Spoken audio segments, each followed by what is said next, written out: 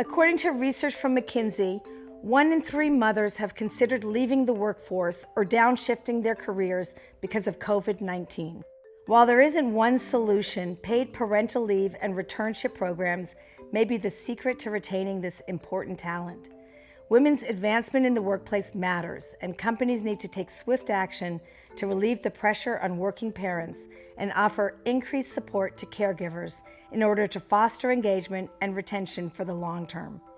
Here are some of the recommendations I've heard from global executives on how to make these programs more effective. First, all parents should be deemed primary parents. After taking 20 weeks of maternity leave, Gina Bulla, Executive Director of Insights at The Atlantic, returned in March of 2021 and said what surprised her most is the perception that childcare is still considered women's work. Her husband, not considered a primary parent, was only given 2 weeks. She said, "I took offense to that term because there is no primary parent. We're both primary parents." While many companies have enacted more comprehensive parental leave programs, if someone is worried about being penalized for participating, it's not serving its purpose. Secondly, role modeling is essential. Take it from Maria Del Mar Martinez, Senior Partner and Global Chief Diversity, Equity, and Inclusion Officer at McKinsey & Company, who said, quote, "In many companies, there's a lack of taking leave culture.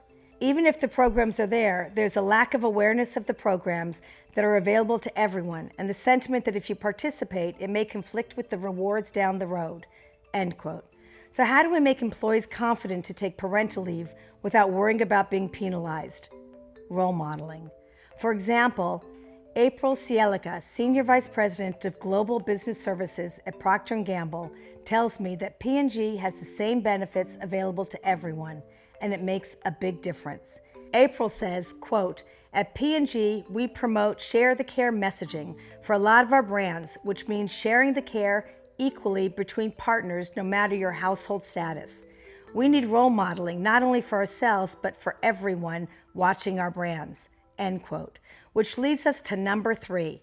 Companies need to be intentional and offer incentives. It's important to think about what the downstream incentives are for our managers who are in a hiring position so they know that they have a safe space to take risks. Tammy Foreman, Executive Director at Path Forward, notes, quote, "The reason internship programs work so well is they are established within companies, and once people start hiring interns, the role model is there," end quote. Which is why we should focus less on resume gaps, more on experience. 5, 10, 15 years out of the workforce is very different from a long maternity leave. At McKinsey, Del Mar Martinez shared a pilot program they ran where the key office manager is responsible for a development plan for the employee returning from a long absence. She noted there are incentives for the team that takes the employee and reintroduces them to the organization. With this program in place and some coaching and additional support, McKinsey reduced attrition in this specific group by 20%. Debbie Carew, CEO and founder of Inspired HR, shared a wise suggestion. Keep employees connected to your organization even after they leave. This can be done through an alumni chat on Slack, LinkedIn, or Facebook group.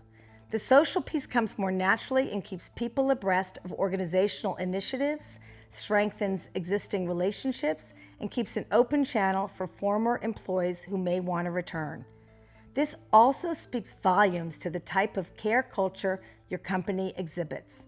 Whatever policies organizations put in place, Carew says they have put into place unilaterally. Quote, "If we say everyone's got the choice if they work remotely or in the office, what we see is predominantly men are choosing to go back into the office and women and people in lower income jobs are choosing to stay home. This causes a real problem as you look at your pipeline," end quote. Those who receive more face time are more likely to get plum assignments and promotions and be invited to important client meetings, all things that lead to advancing in the workplace. This is known as proximity bias. A solution I often suggest is for senior leaders to place half-hour open slots on their calendar where anyone can sign up to connect for a conversation whether in person or virtual. Getting these policies right is one of the most important things we can do as we move to a hybrid workforce. If we want to retain and attract talent as organizations, then we have to be flexible.